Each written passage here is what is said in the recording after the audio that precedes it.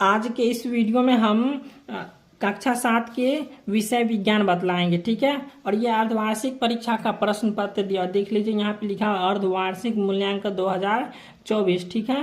और यहाँ पे लिखा हुआ प्रश्न पत्र सह उत्तर पुस्तिका, ठीक है। यहाँ पे आपको मिलेगा समय 2 घंटा का और पूर्णांक, कुल अंक कितना रहेगा 50 अंक का रहेगा। यहाँ पे छात्रा का नाम लिखना है, यानी यहाँ पे आपका नाम लिखना है, यहाँ पे वर्ग क्रमांक लिखना है, यहाँ पे विद्यालय का नाम लिखना है और यहाँ पे प्रखंड का नाम लिखना है, यहाँ पे संकुल का नाम लिखना है और यहाँ पे जिला का नाम लिखना है।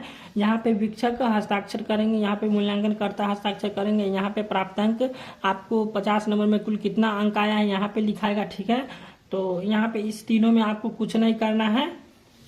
अब यहाँ पे निर्देश दिया गया है कि इस प्रश्न पत्र में कुल 5 प्रश्न है, प्रत्येक प्रश्न का उत्तर देना अनिवार्य है।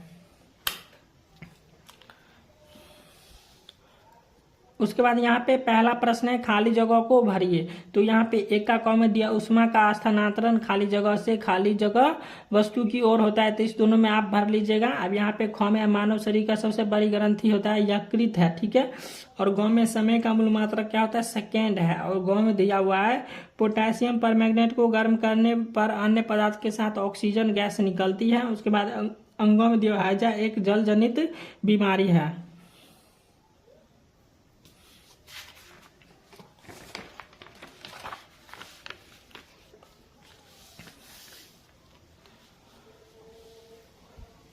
दूसरा प्रश्न है दिए गए कथन में सत्य कथन के लिए सही का तथा गलत कथन के लिए गलत का चिन्ह लगाइए। यहाँ पे 2 का कॉमा दिया, लोहे पर जिंक की परत चढ़ाने की प्रक्रिया को गैल्वेनाइजेशन कहते हैं, तो ये सही हो जाएगा। ख में मैग्नीशियम ऑक्साइड का जलीय विलयन अम्लीय होता है, ये गलत हो जाएगा। घ में अमीबा बहुकोशिकीय जीव है, ये गलत हो जाएगा। घ में है अब हवा का वेग बढ़ने के साथ वायु का दाब घटता है, ये गलत सही हो जाएगा।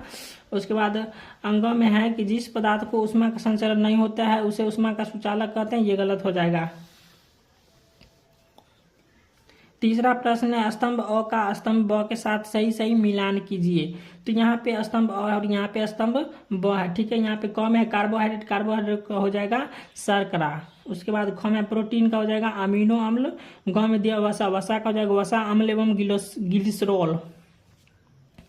उसके बाद घ में दिया पीतरस का हो जाएगा पित्ताशय और अंगों में है लार, तो लार का हो जाएगा लार ग्रंथि।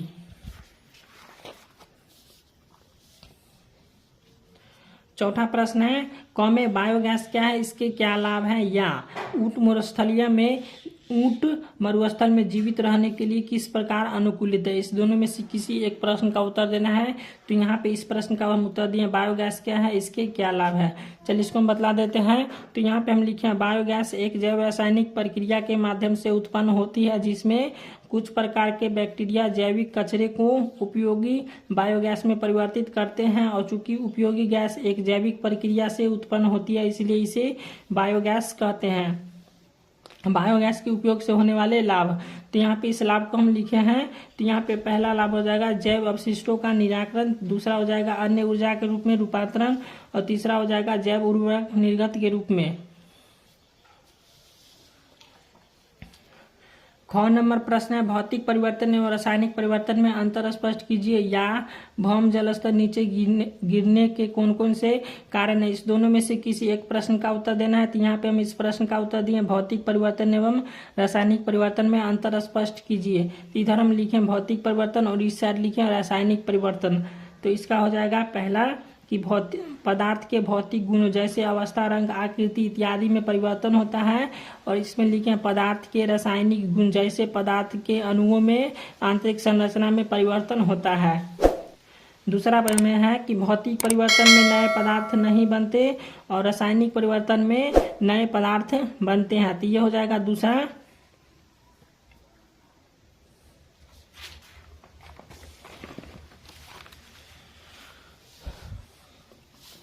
पांचवा प्रश्न है मनुष्य के पाचन तंत्र का नामांकित चित्र बनाइए।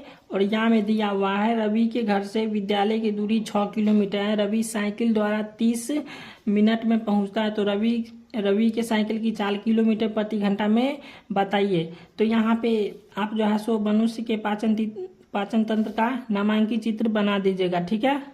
इस दोनों में से किसी एक को बना दीजिएगा।